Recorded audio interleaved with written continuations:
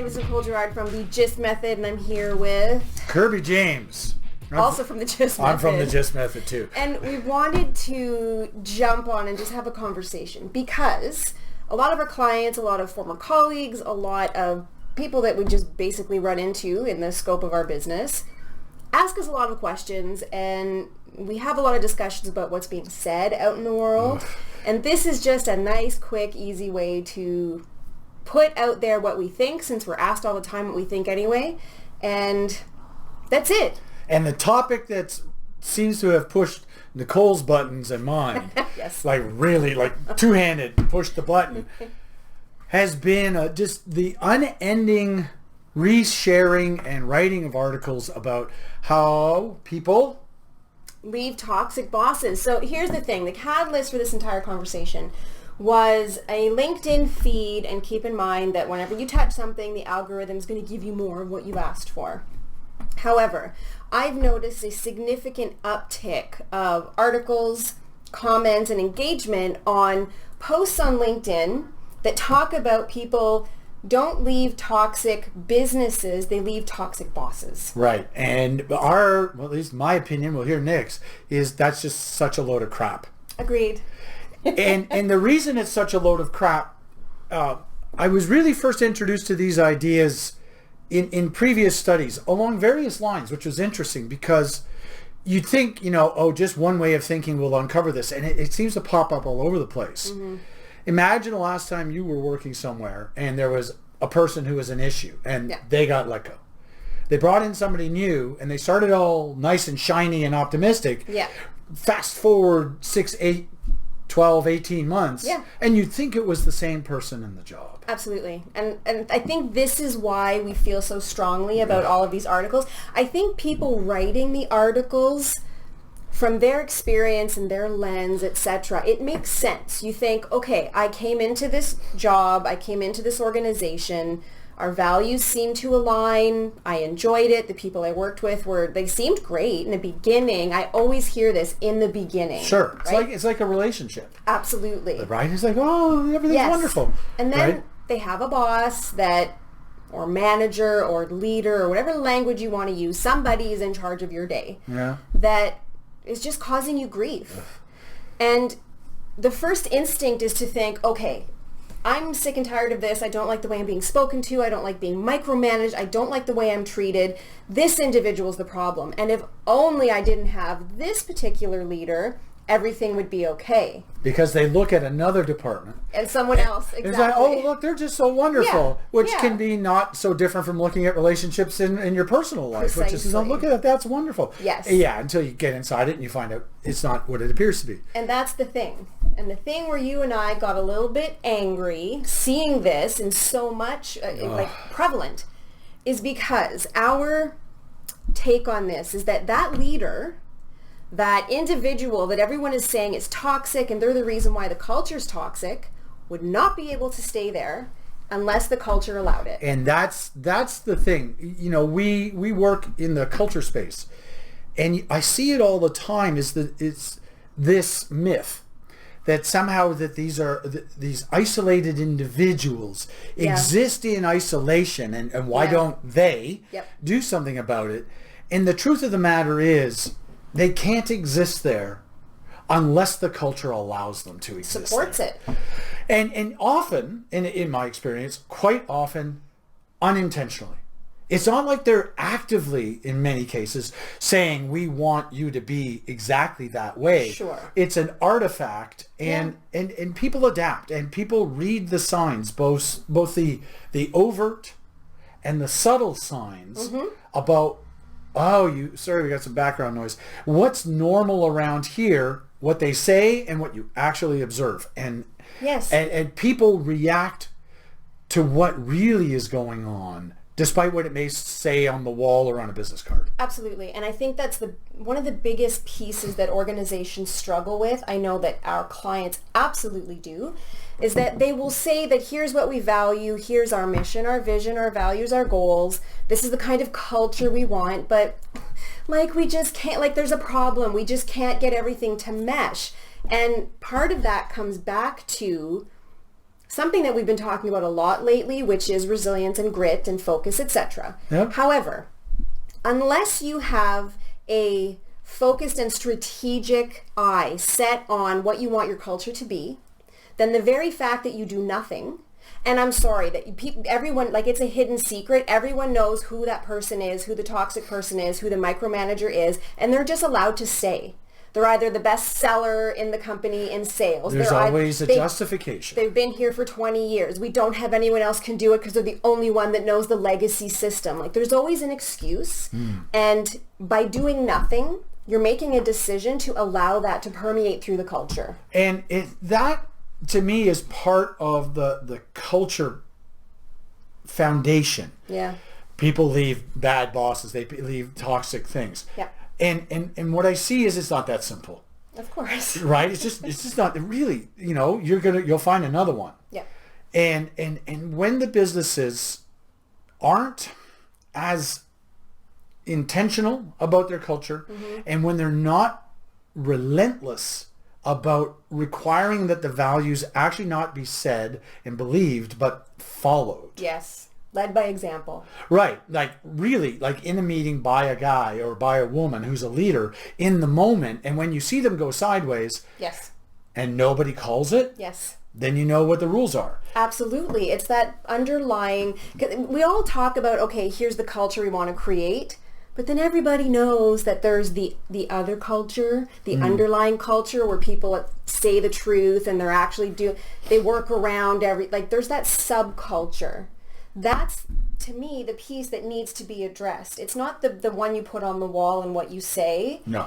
It's what's going on down here, and it's exactly what you said. Because if you see organizations that stick to their values and everyone actually lives it, then when someone comes in where that's out of alignment, Right. they're not going to put up with that crap for very long. No. And one of two things happens. Yeah. That person either acclimates to this new culture and they're like, oh, they don't gossip here. We don't get territorial with information here. We do share.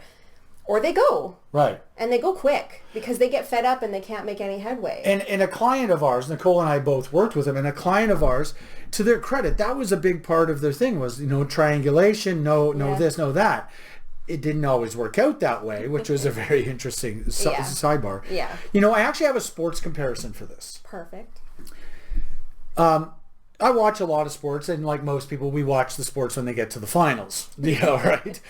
And one of the things I've always been very impressed upon, or has been very strong impression upon me, has been in the NFL, Major League Baseball, Okay. and the NBA for the most part, when it's the finals or the Super Bowl. They call the game pretty much the way they called the whole season. What do you mean? Well, what I mean by that is they stick true to the values. They stick to the rules. They're very consistent. Okay. The one that infuriates me, and I've actually written to Gary Bettman about this on more than one occasion, is that in the NHL, the referees somehow think that they're making the game better by putting their whistle in their pocket. And you're watching absolutely egregious behaviors, fair. like that are life-threatening, Yeah. and they don't even get called. It's the finals. Right. It's like, and that to me actually guts the integrity of the NHL. Yeah. And it's part of, I think, the difficulty they have with their appeal to the mass market is that in all the other three major sports in North America, when you get to the finals, the referees are the referees and the rules are the rules. But when it comes to the NHL, you have no idea what's actually going to... And next thing you know, this guy gets away with that. And then they call something lesser to somebody else. And it's just... And the argument that the game's too fast is to me, again... bullshit. Okay, well, let's take that back to the business context. Exactly. That makes a lot of sense. So Exactly. you have organizations that they're implementing a new system or they get a big client, and there's this period of time where there needs to be a little bit of a shift in priority and workload, and let's hunker down and get things done. There's a change in circumstance. So it's the Super Bowl. Yeah. Huge client. Great. Growth. Explosive growth. You and I worked with someone where that happened.